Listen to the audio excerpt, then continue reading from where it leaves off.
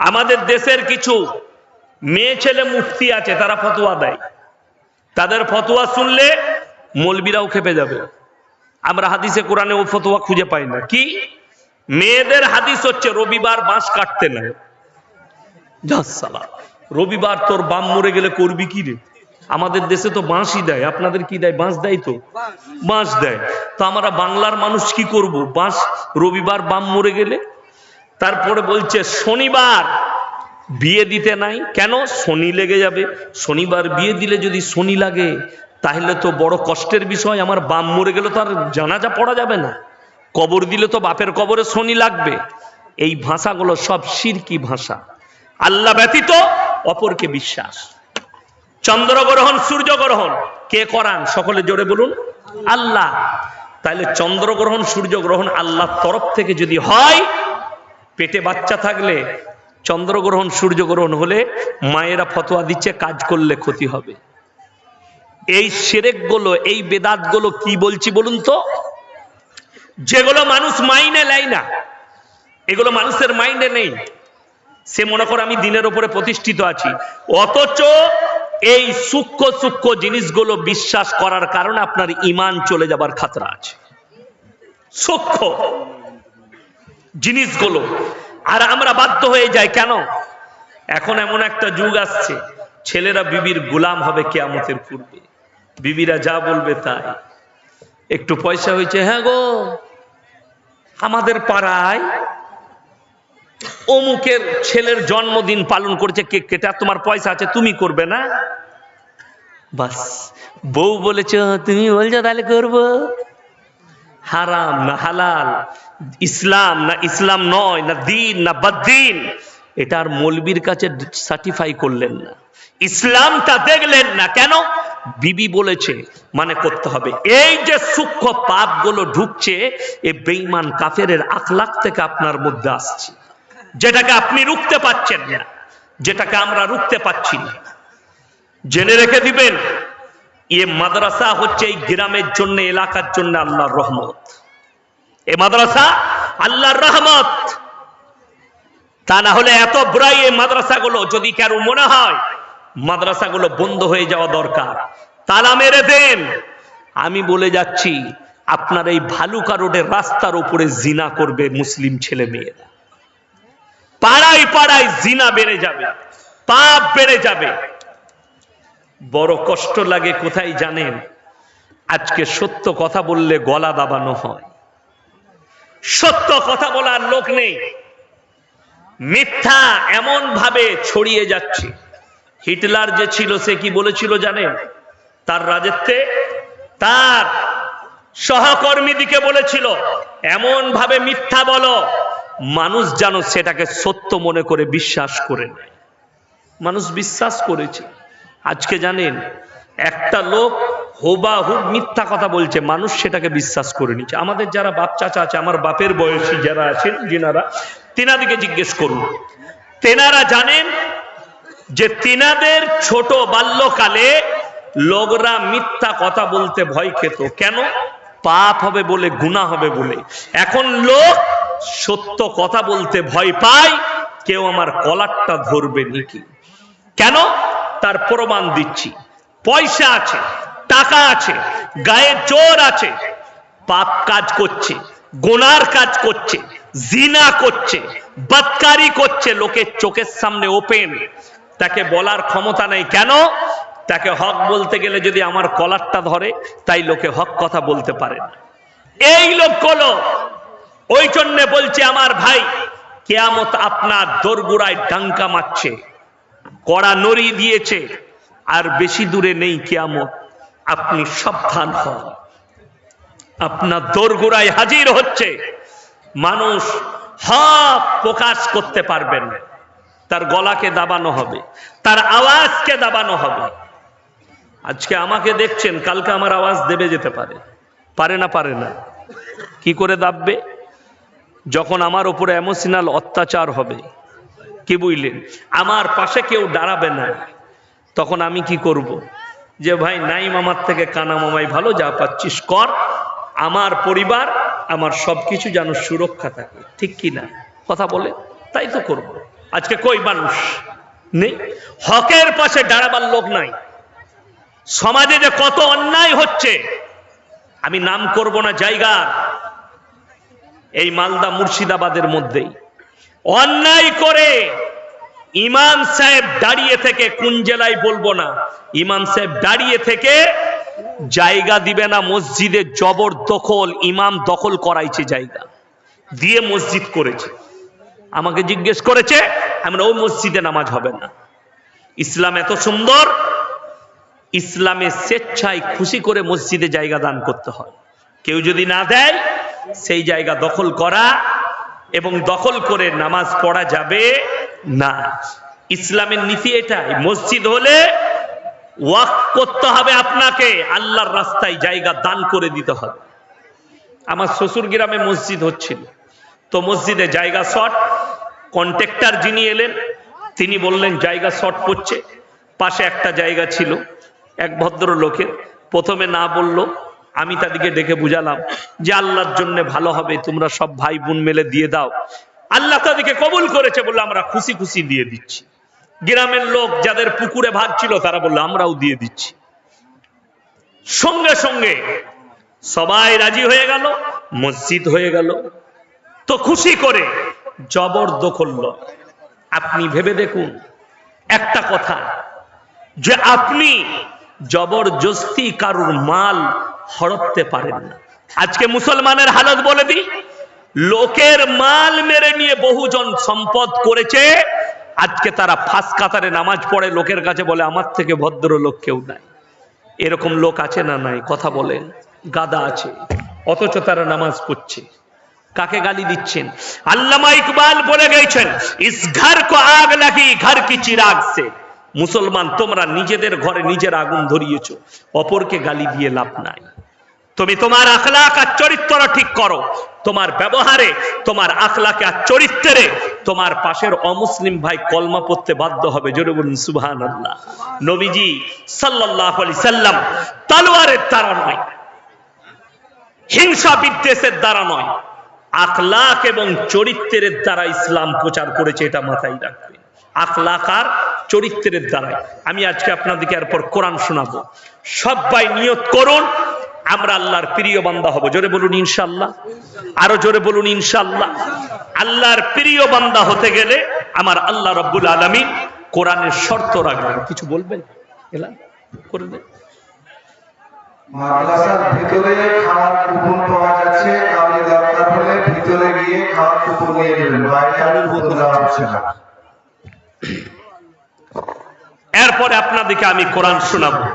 তাবারাকাল্লাযী জাআলা ফিস সামাই বুরুজাম ওয়া জাআলা ফিহা সিরাজাম ওয়া কামারাম মুনীরা ওয়া হুয়াল্লাযী জাআলাল লাইলা ওয়ান নাহার খিলফাতাল লিমান আরাদা ইয়াযাক্কারা ওয়া আরাদা শুকুরা ওয়া ইবাদুর রাহমানিল্লাযীনা ইয়ামশুনা আলাল আরদি হাওনা ওয়া ইযা খাতাবাহুমুল জাহিলুনা ক্বালু সালামা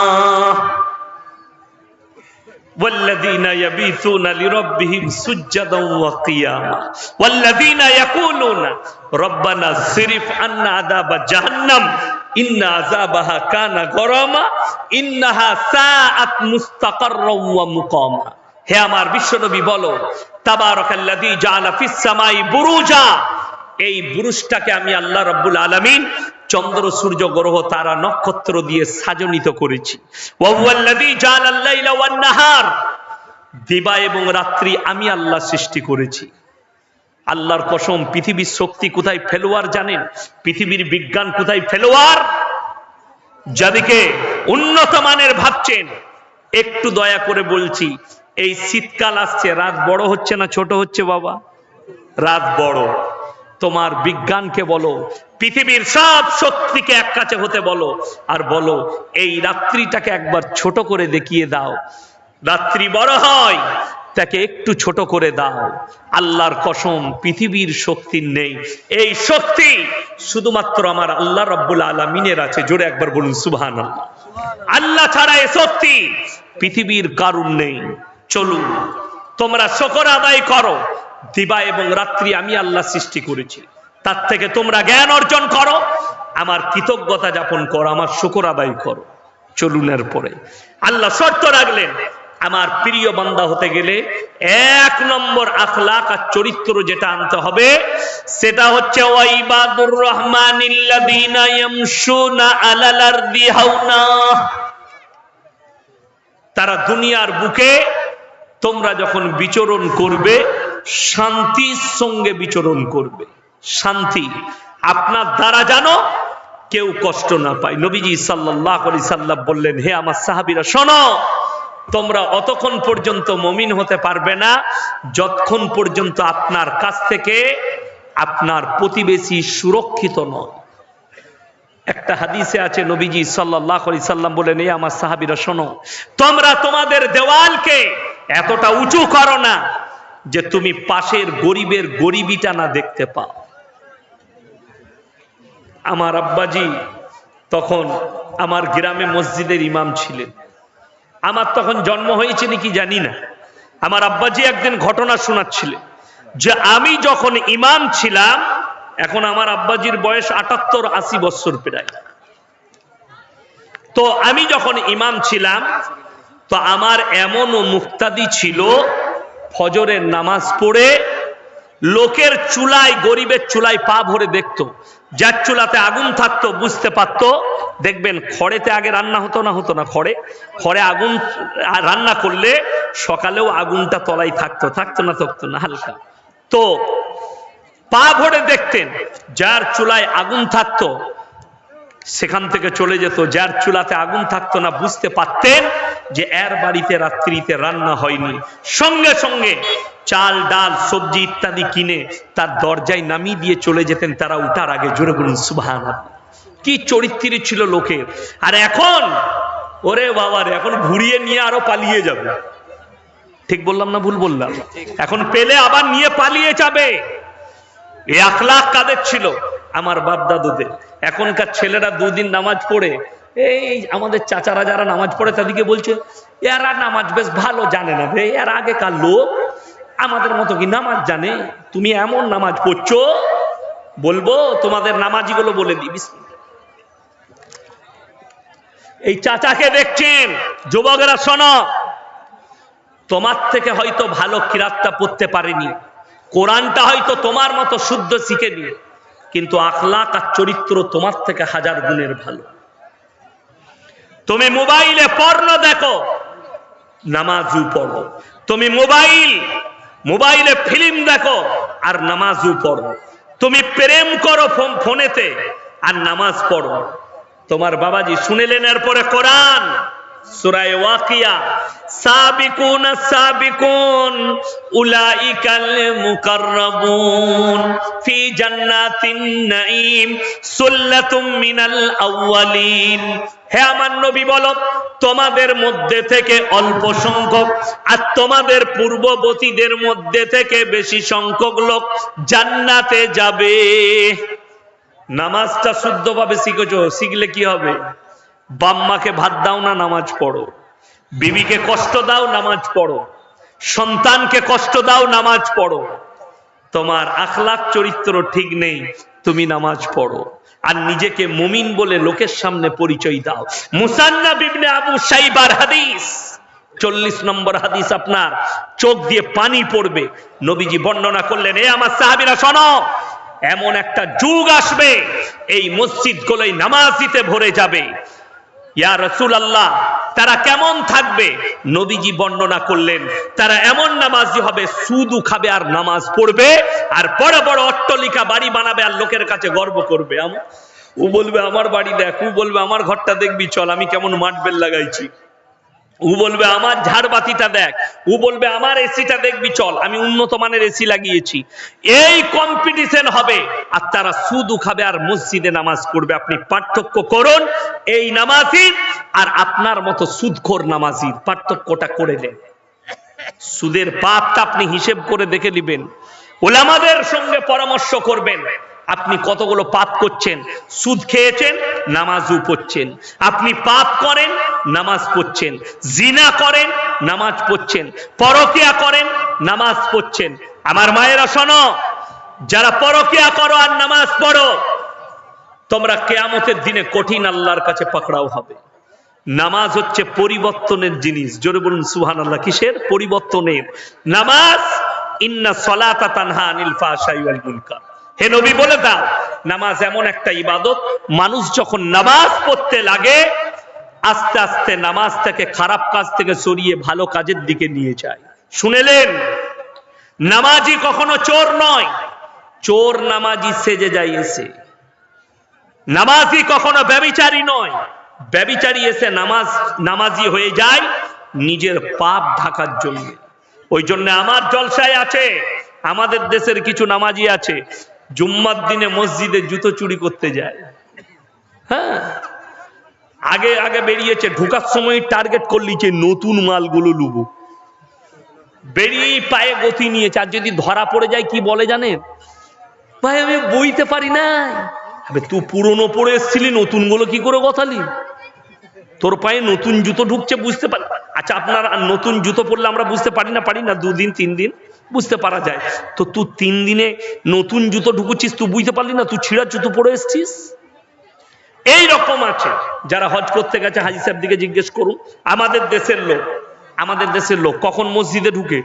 আজান হয়ে গে যখন তকবীর চলে, একামত শুরু হয়, তখন মসজিদে যায় ছুটে, উজু করতে করতে যায়। কি বুঝলেন? আর মনে পড়ছে না দোকানে চাবি লাগাইছি না লাগাইনি। নামাজটা কত সুন্দর হবে, তাই না? নামাজে টাকা গুনে অনেকজন, দোকানের টাকা। কেন এটা? মক্কা মদিনা আরব ভূমির সাথে পার্থক্যটা শুনেলেন। তারা আজান হয়ে গেলে তার ব্যবসা পড়ে থাকে, তারা মসজিদে চলে যায়। দোকান খুলে থাকে, তারা মসজিদে প্রবেশ করে যায়। আল্লাহর ডাক পড়ে গেছে, আমাকে নামাজ আদায় করতে হবে। তবে আপনারা দোকান খুলে যাবেন না আমার কথা শুনে, ঘুরে এসে দেখবেন 2টো বিস্কুটও পড়ে নাই, ওটাও নিয়ে পালিয়েছে। কেন? আমাদের দেশ তো আউলিয়ার দেশ। আমাদের দেশ কাদের দেশ? আউলিয়ার দেশ। এত বড় বড় আউলিয়া। ওই তো করিমপুর থেকে 1 বছর আগে আমাকে ফোন করেছিলেন, আমাদের এখানে একজন বেরিয়েছে, মাথায় পাগড়ি পড়ে, লোকের দৌড়ে দৌড়ে যাচ্ছে আর বলছে আমার উপরে তোমরা বিশ্বাস আনো, আমার কাছে তোমরা মুড়ি দাও। কেন? বলে আমি হচ্ছি ইমাম মেহেদি। আমরা ফাটা বাঁশ পেলে তাকে 2 বাড়ি মার। বাংলাদেশ, পাকিস্তান আর ভারত চোরচাপটা জাগাবাদের দেশ। এখানে কখনো ইমাম মেহেদি জন্মগ্রহণ করে? আমি বলি ওটা কোনো চোর ডাকাত হবে, দেখ ভালো করে। তারপরে চলে গেল। তার নিজের ভাই আমাকে ফোন করেছে, তার নিজের ভাই বলে কি করি বলুন তো মোল্লা? আমরা ওকে ফাটা বাঁশে করে বাড়ি মার বেঁধে বেরিয়ে যাবে মালটা, কি পাগড়ি বেঁধে। নাউজুবিল্লাহি মিন জালিক, লোককে ধোঁকা প্রতারণা। তো সেই দেশের মানুষ কি করে ভাবলেন?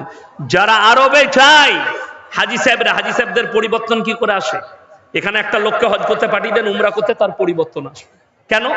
সেখানে গিয়ে সেই আকীদাটা দেখে আসবে কি। আর আমাদের দেশে ও নামাজও চলছে, চুরিও চলছে, নামাজও চলছে, গাঁজাও চলছে, নামাজও চলছে, ব্যভিচারও চলছে, নামাজও চলছে, লোককে ধোকাও চলছে। ধোকা বেড়ে গেল মোবাইল আসার পরে। বেড়েছে না বাড়েনি? মিথ্যা কথা বলা গুনায়ে কবিরা। আর আমরা পদে পদে মিথ্যা কথা বলি, ঠিক কিনা? পদে পদে মিথ্যা কথা। আপনি একজন আপনার কাছে টাকা পায়, হ্যালো কোথায় আছো? কোথায় আছিস রে? টাকা খান দিবি না? ও ভাই আমি তো কলকাতায়, কিন্তু মাল ঘরেই শুয়ে আছে। এরকম লোক আছে না? না, হাজারো মিথ্যা কথা। তুমি বানিয়ে বানিয়ে মিথ্যা কথা বলবে, আর তুমি নিজেকে মুমিন বলে লোকের কাছে পরিচয় দিচ্ছ না। আমার নবীজি সাল্লাল্লাহু আলাইহি সাল্লাম আখলাক আর চরিত্র দিয়েছিলেন। তয়েফের মাটিতে নবীজিকে রক্তাক্ত করা হয়েছে, নবীজি সাল্লাল্লাহু আলাইহি সাল্লাম তাদের জন্য দোয়া করেছে। আর আপনি চলুন, ভণ্ডামি আমি বুঝিয়ে দিই কাকে বলে। বলছে একটা ছেলে গাছতলায় পীর ছিল, সেই গাছের গোড়ায় মুতে দিয়েছে বলে ছেলেটার পাটা বেঁকিয়ে দিয়েছে পীর সাহেব। নবীজিকে তয়েফের মাটিতে রক্তাক্ত করা হলো, আল্লাহর রাসূল সাল্লাল্লাহু আলাইহি সাল্লাম তাদের জন্য ঘুরিয়ে দোয়া করলেন, আল্লাহ তুমি এদিকে ধ্বংস করো না, এদিকে ঈমান দান করো। জোরে বলুন না সুবহানাল্লাহ। আর তুমি বলছো, আচ্ছা পীর মানে আমরা কি জানি সকলে? ভালো লোক না খারাপ লোক? ভালো লোক। তো ভালো লোক কখনো লোকের ক্ষতি করবে? এই সমস্ত আলেম উলামা দিকে আমাদিকে যদি কেউ গালি দেয়, আমি গাড়িতে আসছিলাম, আলিগড় ইউনিভার্সিটির একটা ছেলে ফোন করেছে, আমি বলি স্টুডেন্ট আমি, সে ফোন করেছিল যে আপনি একটা জলসায় বলেছেন আল্লাহ নবী সাল্লাল্লাহু আলাইহি সাল্লাম 40 বছর বয়সে নবুয়ত পেয়েছেন, এটা নিয়ে আমার সঙ্গে কি চাইল করছিল। দ্বিতীয়, ডাইরেক্ট আল্লাহকে পাওয়া যাবে না। আমি বললাম কে বললে পাওয়া যাবে না? আমার কাছে দলিল আছে কোরআনের, ডাইরেক্ট আল্লাহকে পাওয়া যাবে, তুমি বলছো পিঠ ধরতে হবে। তো এই ছেলেটা আমার সাথে তর্ক করছিল। আমি বললাম বাবা, গালিও দিল লাস্টে 2-4টা আমাকে, আমি তার লেগে দোয়া দিলাম আল্লাহ তোমাকে হিদায়াত দে। কেন? আমাদেরকে তো আল্লাহ সে ইলম দেয় নাই যে গালি দিবা। বুখারী শরীফের রিওয়ায়েতে আছে যারা অশ্লীল ভাষা ব্যবহার করে, গালিগালাজ করে, এটা মুনাফিকদের একটা আলামত, এটা মুনাফিকদের একটা আলামত। তো আমরা তো গালি দিতে পারবো না। এই মৌলবীকে গালি দিলে আপনাকে দোয়াই দিবে, ঠিক কিনা কথা বলে? না ঘুরিয়ে মারবে? মারতে পারবে না, আপনাকে গালি দিতে পারবে না। যদি বলে হয়তো আপনার বাবাকে অভিযোগ করবে, আপনার পরিবারকে অভিযোগ করবে, কিংবা মুখ বন্ধ করে শুয়ে নেবে, এটাই আমাদের কাজ।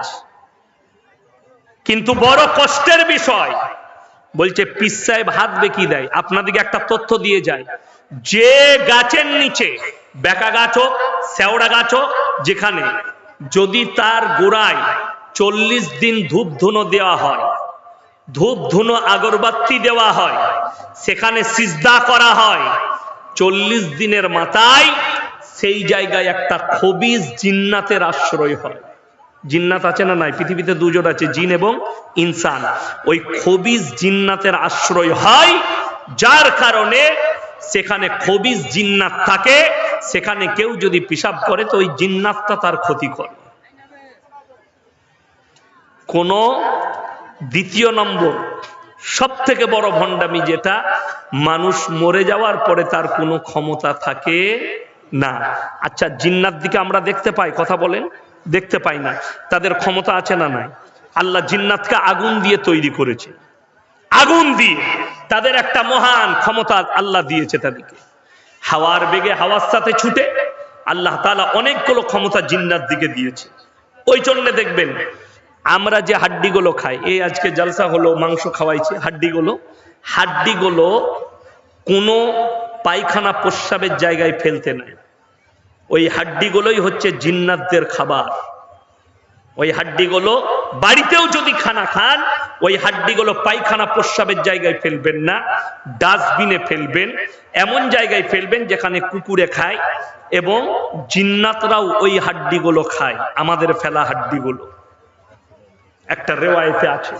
ওই জন্য মুসলমান ভাই, ভণ্ডামি হচ্ছে কি, মানুষ মরে যাওয়ার পরে তার কাছ থেকে কিছু পাওয়া যায়, মানুষ মরে যাওয়ার পরে। ওই জন্য দেখে দেন আমাদের দেশে যতগুলো মাজার আছে, আপনি হিসেব করে নেবেন, একটা মাজারে গরু জবাই হয় না। আজকে জলসায় গরু হয়েছে না হয়নি আপনাদের? গরুর মাংস ছিল না ছিল না? গরুর মাংস ছিল। কেন? আমরা সমস্ত মুসলিম ভাইরা খাবো, ঠিক কিনা? আমাদের দাওয়াত ডেলিগেট করেছে, আপনারা খেয়েছেন। জিনাদের দাওয়াত ছিল, আমাদের মতো বক্তা উলামারা, তারা খেয়েছে। কিন্তু একটা মাজারেও, ভারতের নয়, গোটা পৃথিবীর একটা মাজারেও গরুর মাংস হয় না, গরু জবাই হয় না। তার কারণ একটাই, সেটা হচ্ছে সমস্ত জাতি, সমস্ত ধর্মের লোক সেখানে হাজির হয়, ঠিক কিনা কথা বলেন? আপনাকে আমি প্রমাণ দিয়ে দেবো। আপনি পাথর চাবড়িতে প্রমাণ নিয়ে এলেন, গিয়ে হিন্দু, মুসলিম, দলিত, আদিবাসী সব ভাইরা সেখানে যায়। কেন? এই গুটকাখোর আর জিলাপি হুজুররা বলে রেখেছে যেই আসবে সেই মাল পাবে। আমি বলে যাচ্ছি, আচ্ছা মদ খেয়ে মসজিদে ঢুকা যায়? কথা বলেন, ঢুকা যায় না। গাঁজা খেয়ে ঢুকা যাবে? ঢুকা যাবে না। কিন্তু মাজারে গাঁজা খেয়ে ঢুকা যায়। ঠিক বললাম না ভুল বললাম? যদি কেউ মিথ্যা বলেন, আমি তাকে প্রমাণ করে দেবো, আমার এলাকায় নেই। মানুষ শুনেলেন, মানুষের আকীদা ভুল হলে, মানুষ যখন অন্ধভক্ত হয়ে যায়, তাদের আকীদা কোন জায়গায় পৌঁছায়? আমার থানার নাম হচ্ছে গলসি থানা, পূর্ব বর্ধমানের শেষ থানা। তো আমি আমার থানার কথা বলবো না, 3টে থানার মধ্যে আছে। আমি আমার থানায় বলে দিলে তারা টার্গেট করে নেবে যখন বয়ান শুনবে, যে আমাদের কি বলেছে। আমার পাশে আছে আউসগ্রাম থানা, যেখানে আমার নূর মোহাম্মদ ভাইয়ের বাড়ি, চিনেন তো নূর মোহাম্মদ খাদেরকে? তার বাড়ি, তার পাশের থানা গলসি আমার বাড়ি, তার পাশের থানা আমাদের মুমতাজুর ভাই একটা মাদ্রাসা করেছে বুদবুদ থানা। তিনটে থানা পাশাপাশি আমরা। তো এই তিনটে থানার মধ্যে এমন একটা গ্রাম আছে যেখানে পীর সাহেব মারা গেছে, তার তো মাজার হয়েছে, তার ওরস হয়। তার বাড়িতে যে কুকুরটা ছিল, কুকুরটা মরে যাওয়ার পরে তারও দাফন করে তারও মাজার করেছে, তারও ওরস হয়। নাউজবিল্লাহ বলছেন না আপনারা? নাউজবিল্লাহ বলেন, নেকি পাবেন, না হলে গুনাহ হবে সাপোর্ট করলে। বড় কষ্টের বিষয় এটা। আমি মিথ্যা বানানো বলিনি। যদি মিথ্যা বলে থাকি আল্লাহর কাছে হিসেব দিতে হবে। আর কারোর যদি অবিশ্বাস হয়, আমার গাড়িতে চাপুন, আমার মাদ্রাসায় খাওয়াবো না, আমার বাড়িতে খাওয়াবো। আর আপনাকে আমি গ্রামটা পাঠিয়ে দেবো, একটা ছেলেকে বাইকে করে, মাজারটা ঘুরিয়ে নিয়ে কি লেখা আছে বুঝতে পারবেন, কি লেখা আছে বুঝতে পারবেন। তারও ওরস করছে মুসলমান। সারা প্রশ্ন দাও না, প্রশ্ন দিয়ে কি করছো? হ্যাঁ, আমি তোমাদেরকে আজকে রেকর্ডিং করতে দিয়েছি, কাল থেকে আমার রেকর্ডিং বন্ধ, ফুল একদম। আমার ভাই, আমার এলাকায়, আমি আমার এলাকার কথা বলছি, এই এদের আমি খালি চিন্তা করি, সারা বছর আপনার শবে বরাত, রজব, গজ্জব, আপনার সাবান, মুহররম, ঈদে মিলাদুন নবী, সারা বছরটা পরবের শেষ নাই, হালুয়া রুটির শেষ নাই, জিলাপির শেষ নাই, নামাজ দাওয়াত দেয় না। আপনি দেখুন, আমাকে একজন আমার ভালোবাসার লোক মুর্শিদাবাদ থেকে পাঠিয়েছে, একজন বক্তা আপনার নামে গালি দিচ্ছে, আপনার নামে উল্টো পাল্টা বকছে। কে? তার নাম আবু তাহের রিজভী, চুচকো একটা মৌলবি। 3 দিন না 5 দিন উঠেছে, আমাকে গালি দিচ্ছে। কেন? ইয়াসিন বলেছে। আমি একটা জলসায় হাওড়া জেলায় বলেছি যে আমি ছিলাম, আমার আগে একটা ফুরফুরার বক্তা ছিল, সে কিয়াম করলে আমি তখন স্টেজে পৌঁছে গেছি, আমি আমার কাজ করছি, আমি আপনার বসে আছি, আমার জন্য কিয়াম চলবে না, আমার কাছে কিয়াম হারাম, তো আমি বসে থাকবো, আমি বসে আছি। তো সেই ছেলেটা কিয়াম করলো, ফুরফুরার বক্তাটা কিয়াম করে সে চলে গেল।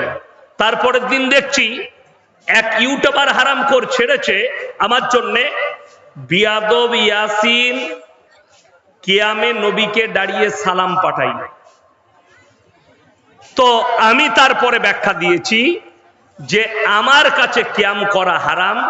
আর সব থেকে বড় জিনিস, যারা বলছে বিয়াদবি করেছে, যে গুটকাখোররা বলছে, যে ওই বেরেলিদের বক্তারা বলছে যে এরা কাফের হয়ে গেছে, কিয়াম করেনি বলে, দাঁড়ায়নি বলে কাফের হয়ে গেছে, তাদেরকে বলবো ফতোয়ায়ে রিজভিয়াটা ভালো করে পড়বি, খণ্ড নম্বর 24 ভালো করে পড়বি।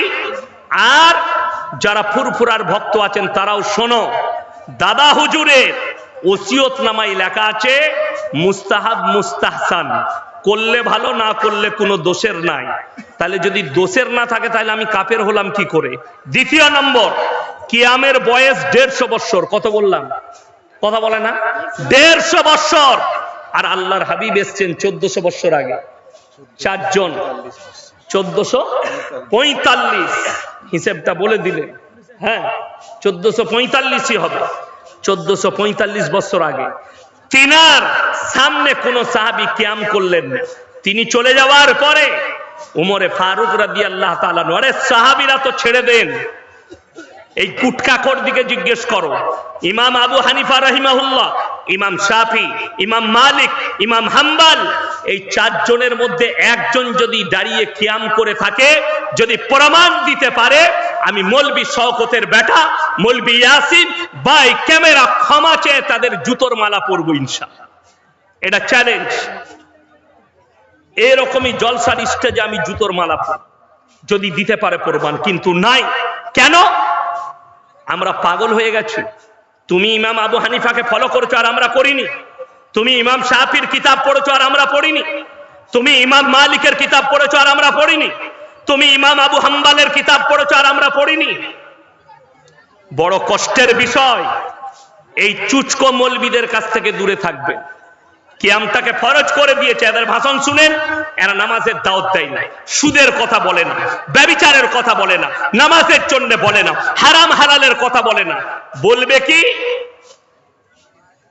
মায়েরা, বাপেরা, আমার খাজা বাবা গোটা আনা সাগরের পানিগুলো লোটার মধ্যে ভরে নিলে। হাদিসেও নাই, কোরআনেও নাই। আছে কোথায়? জিলাপি হুজুরের বইয়ে। আছে কোথায়? গুটকাখোরের বইয়ে। বড় কষ্টের বিষয়, যেটা হাদিসে নাই, কোরআনে নাই। সেদিনে আমি 24 পরগনায় ছিলাম, বলে না হলে থাকতে পারি না। আল্লাহর কৃপায় দোয়া করবেন। আল্লাহর কসম, আল্লাহকে ছাড়া কেউ কি ভয় খায় না, আর কিয়ামত পর্যন্ত খাবো না। জোরে বলুন ইনশাআল্লাহ। আমার মুসলমান ভাই, বায়ান হচ্ছে আমার আগে, আমি মসজিদে শুয়ে আছি, শুতে দিয়েছি এক কোণে। তো খানাকে ঘুম ধরেনি, মোবাইল ঘাঁটছি, আমি কোরআন পড়ছি মোবাইলে। তো বায়ান হচ্ছে কি জানেন? হযরত জাকারিয়া, তেনার কওমের লোক তেনাকে মারার জন্য খেদারেছে। তিনি ছুটতে ছুটতে গিয়ে একটা গাছের মধ্যে ঢুকে গেলেন। শয়তান তার জামাটা টেনে ধরেছে, জামাটা একটু বেরিয়েছিল। এটা দেখে সেই লোকেরা এসে গাছটাকে করাতে করে কেটে দিল, আর হযরতে জাকারিয়াও কাটা গেল। আমি তাকে বায়ানের পরে জিজ্ঞেস করলাম, ভাইজান হাদিসটা কোথায় আছে? বলছে আমি জানি না। পেলে কোথায়? বলে শুনেছি।